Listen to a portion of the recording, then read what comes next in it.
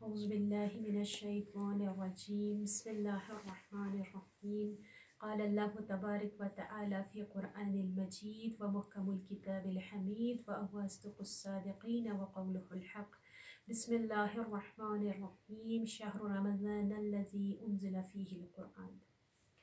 अज़ीज़ान, आज 23 की शब क़द्र है। ये वो अज़ीम रात है कि इस रात खुदावंद आलम ने हज़रत मोहम्मद मुस्तफ़ा सल्लल्लाहु अलैहि वसल्लम पर कुरान मजीद नाज़िल किया। कुरान की आयत से ये अच्छी तरह मालूम होता है कि कुरान मजीद माह मुबारक रमज़ान में नाज़िल हुआ। कुरान मजीद में इरशाद हुआ है शहरु रमज़ानल्लज़ी उन्ज़िला फ़ीहिल क़ुरआन।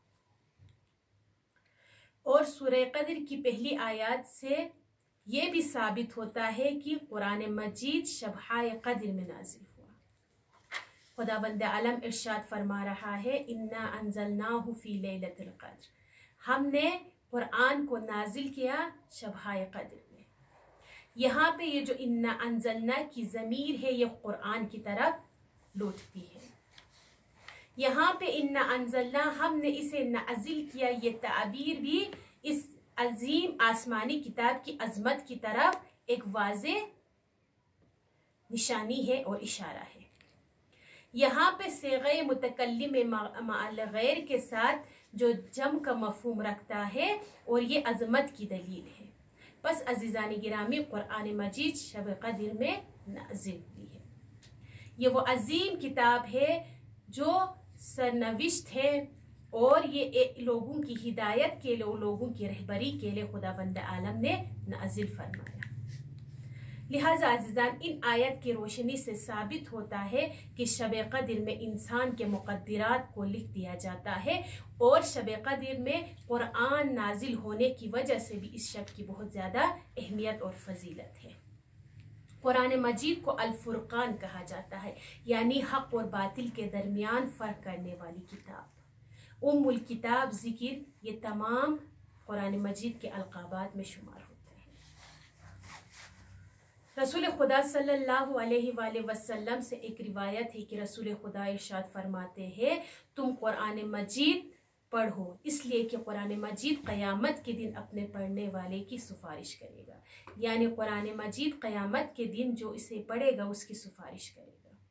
अज़ीज़ान गिरामी, कुरान मजीद एक नसीहत की भी किताब है। खुदावंद आलम कुरान मजीद में इरशाद फरमाते हैं हमने कुरान मजीद को आसान किया नसीहत हासिल करने के लिए।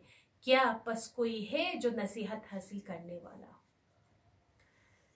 जिस तरह शब क़द्र को दर्क करना खासा मुश्किल है, इसी तरह इसकी अजमत और मंजिलत को भी दर्क करना खासा मुश्किल है, क्योंकि कुरान मजीद में पैगंबर अकरम सल्लल्लाहु अलैहि वसल्लम इरशाद फरमाते हैं, क्योंकि कुरान मजीद में खुदावंद आलम इरशाद फरमा रहा है वमा अदराका मा लैलतुल क़द्र, तुम क्या जानो कि लैलतुल क़द्र क्या है। ये 1000 महीनों से अफजल है।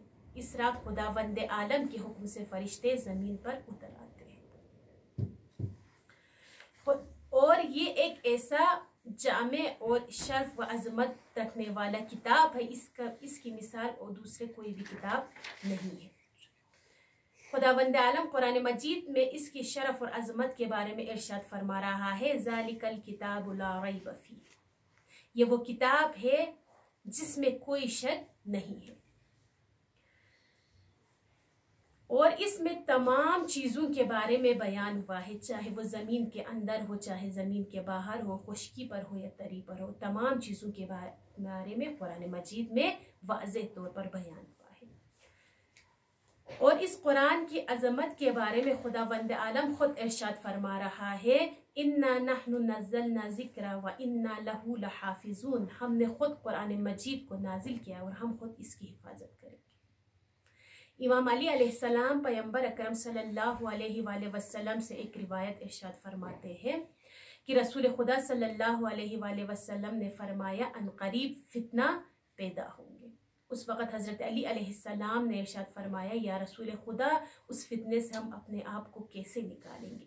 उस वक़्त रसूल खुदा सल्लल्लाहु अलैहि वसल्लम ने इरशाद फरमाया किताबुल्लाह के ज़रिए, क्योंकि इस किताब में तुमसे पहले और तुम्हारे बाद में आने वाले तमाम लोगों के बारे में, तमाम चीज़ों के बारे में खबर मौजूद है। जो इस किताब से मुतमस्सिक रहेगा, ये खुदा की रस्सी है, जो इसको मजबूती से पकड़ेगा वो सिरात मुस्तकीम को हासिल करेगा। और अगर कोई इस किताब के अलावा दूसरी किसी और किताब में हिदायत को तलाश करेगा तो वो जलील व खार हो जाएंगे। पैगंबर से एक और रिवायत है कि पैगंबर इरशाद फरमाता है, इन्नी तारिकुम फीकुमुस सकलैन किताब अल्लाह व इतरती, मैं तुम्हारे दरमियान दो गिरा बहां चीज़ें छोड़ के जा रहा हूँ, एक खुदावंद आलम की किताब, दूसरा मेरे अहले बैत। जो भी इससे मुतमस्सिक रहेगा, इससे जुड़े रहेगा, वो हरगिज़ गुमराह नहीं होंगे। तो अजीज़ान गिरामी, पैगंबर की इस हदीस पर अमल करने की कोशिश कर ले और अहले बैत और कुरान मजीद से मुतमस्सिक रहे। कुरान मजीद ये वो अजीम किताब है जो बंदे को ये शर्फ देता है कि वो अपने खुदा से हम कलाम हो जाए, और यही सआदत और यही इंसान की क्या है, मेराज है। तो खुदावंद आलम से दुआ है कि खुदावंद आलम हम सबको कुरान पढ़ने, कुरान में गौर व फिक्र करने और इस पर अमल करने की तौफीक दे। अस्सलामु अलैकुम व रहमतुल्लाहि व बरकातहू।